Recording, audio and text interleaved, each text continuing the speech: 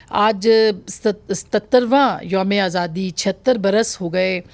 آپ کو کیا لگتا ہے کہ ہم جہاں کھڑے ہیں کیا ہمیں یہاں کھڑے ہونا چاہیے تھا؟ ہرگز نہیں. یہ جو آج کا پروگرام ہے کہ پاکستان بنے 76 برس ہو گئے، اور یہ جو سال ہے 2023 کا، یہ بھی آپ کے آئین کے بنے ہوئے 50 سال ہو گئے. تو آپ نے بڑے اچھے موقع پر یہ پروگرام رکھا ہے.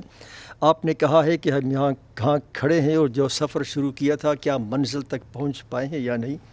میں سمجھتا ہوں کہ اس سوال کا جواب اس سوال میں مضمر ہوگا کہ ہم جو کس منزل کی طرف جا رہے ہیں. 1947 میں جب پاکستان بنا، ہماری منزل کیا ہے؟ اگر ہماری منزل یہ ہوتی جو قائد اعظم نے کہا تھا 11 اگست 1947 کو کانسٹیٹیوئنٹ اسمبلی میں، اگر ہماری منزل وہی تھی کہ ڈیموکریٹک سیکولر پاکستان جس کے اندر کوئی مائنارٹیز کے ساتھ کوئی بے انصافی نہیں ہوگی، اور اگر ہمارا نصب العین یہ تھا کہ ہم سویلین بالادستی اور ڈیموکریٹک ہوگا، میں سمجھتا ہوں کہ اس جانب سفر کرنے کی بجائے پاکستان نے الٹی جانب سفر کیا ہے. آپ دیکھیے کہ قائد اعظم کی اس 11 اگست کی اسپیچ کے بعد پہلے تو آپ نے اس کو دبایا، اس کے بعد چند مہینے کے بعد ان کی وفات کے بعد آبجیکٹیو ریزولوشن آیا جس میں آپ نے ایک تعین، اور اس میں آپ نے کہا کہ اسلامک جو ریپبلک ہوگا، آپ نے اس کی بات کی. تو آپ نے گویا آپ کی جو پاکستان کی جو ساخت تھی اور جو پہلا ڈاکومنٹ بنا آبجیکٹیو ریزولوشن، ہم نے قائد اعظم کی اس تقریر سے روگردانی کی. اور اس کے بعد ہم نے دیکھا کہ پہلے 25 سال تک تو آئین نہیں تھا. آئین بے سرزمین 1956 کا آئین بنتا ہے تو ایبروگیٹ ہو جاتا ہے. پھر 1973 کا آئین بنا. آپ نے یہ کہا کہ کیا ہم کو نئے آئین کی ضرورت ہے، نئے سوشل کانٹریکٹ کی؟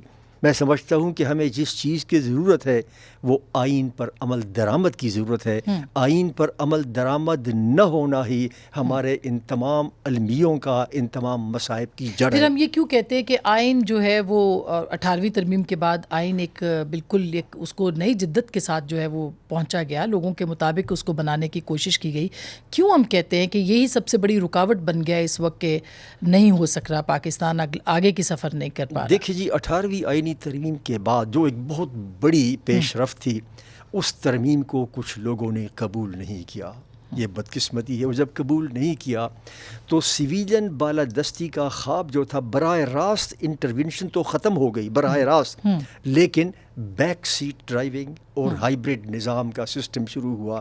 اور وہ ایک نیا سسٹم پاکستان میں بنا کہ گاڑی کی سٹیئرنگ پر بیٹھا شخص جو بظاہر گاڑی چلا رہا ہے وہ ڈرائیور نہیں ہے، بلکہ جو وائٹل کنٹرولز ہیں گاڑی کے، بریک ہے، کلچ ہے، ایکسیلریٹر ہے، وہ پیچھے بیٹھے ہوئے شخص کے ہاتھ میں ہے، جو مسئول نہیں ہے، اکاؤنٹیبل نہیں ہے، لیکن سٹیئرنگ پر بیٹھا شخص اکاؤنٹیبل ہے. یہ ایک نیا ماڈل بنا ہے، اور اس ماڈل کو ہم ہائیبرڈ نظام کہتے ہیں. اور گزشتہ 5 سالوں میں 2 حکومتیں آئی، پی ٹی آئی کی اور پی ٹی ایم کی.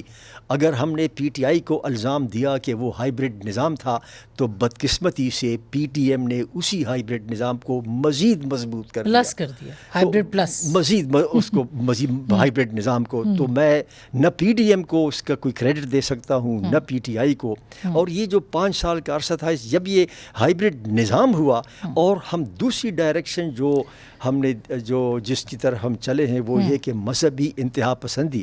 اسی سینٹ میں ایک ہفتہ پہلے جو قانون پاس ہوا، آپ اندازہ لگائیں 2 قوانین پاس ہوئے. ایک تو آپ نے سیکرٹ ایکٹ میں آرمی کو وہ اختیارات دے دیے جو جمہوریت میں ناقابل تصور ہیں، اور ہم نے اس ہائیبرڈ نظام کو مزید مضبوط کر دیا. اور دوسرا، ہم نے ایک مذہبی جو بلاسفیمی کا قانون تھا 298A، اس میں بھی ترمیم کر دی. اور گویا ہم نے جس ڈائریکشن میں ہم کو جانا تھا 1947 میں، ہم یکدم اس کے بالکل خلاف جا رہے ہیں. یہ بالکل بہت خوبصورت بات کی